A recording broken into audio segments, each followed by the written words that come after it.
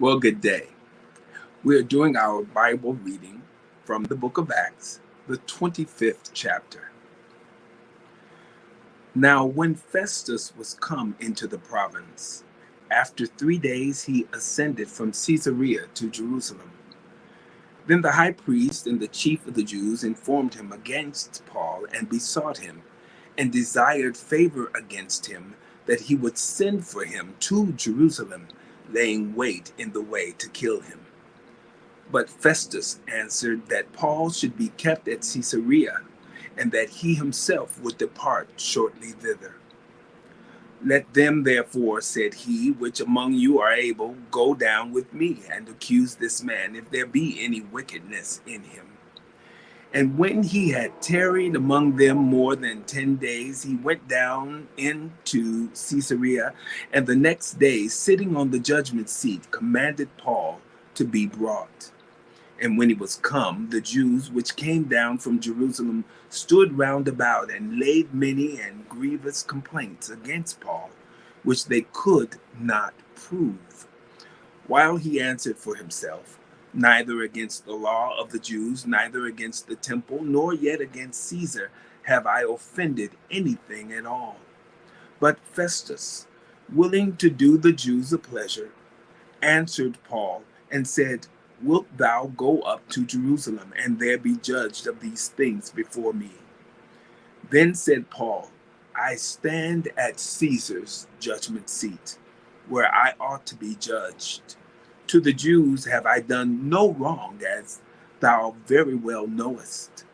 For if I be an offender, or have committed anything worthy of death, I refuse not to die. But if there be none of these things whereof these accuse me, no man may deliver me unto them.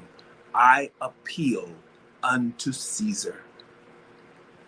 Then Festus, when he had conferred with the council, answered, Hast thou appealed unto Caesar? Unto Caesar shalt thou go. And after certain days, King Agrippa and Bernice came unto Caesarea to salute Festus. And when they had been there many days, Festus declared Paul's cause unto the king, saying, There is a certain man left in bonds by Felix, about whom, when I was at Jerusalem, the chief priests and the elders of the Jews informed me, desiring to have judgment against him. To whom I answered, It is not the manner of the Romans to deliver any man to die before that he which is accused have the accusers face to face, and have license to answer for himself concerning the crime laid against him.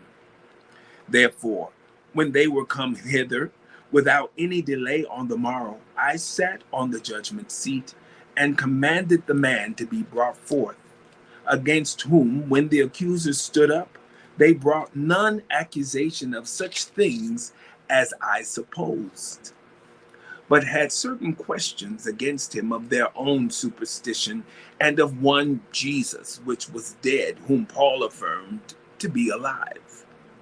And because I doubted of such manner of questions, I asked him whether he would go to Jerusalem and there be judged of these matters.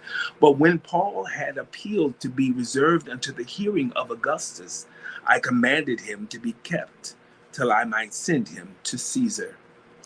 Then Agrippa said unto Festus, I would also hear the man myself. Tomorrow, said he, thou shalt hear him.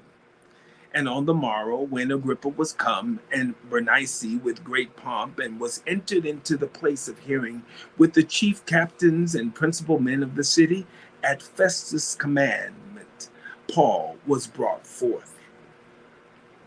And Festus said, King Agrippa, and all men which are here present with us, ye see this man, about whom all the multitude of the Jews have dealt with me, both at Jerusalem and also here, crying that he ought not to live any longer. But when I found that he had committed nothing worthy of death, and that he himself had appealed to Augustus, I have determined to send him, of whom I have no certain thing to write unto my Lord. Wherefore I have brought him forth before you, and specially before thee, O King Agrippa, that, after examination had, I might have somewhat to write. For it seemeth to me unreasonable to send a prisoner, and not withal to signify the crimes laid against him. The book of Acts, the 25th chapter. Have a wonderful day.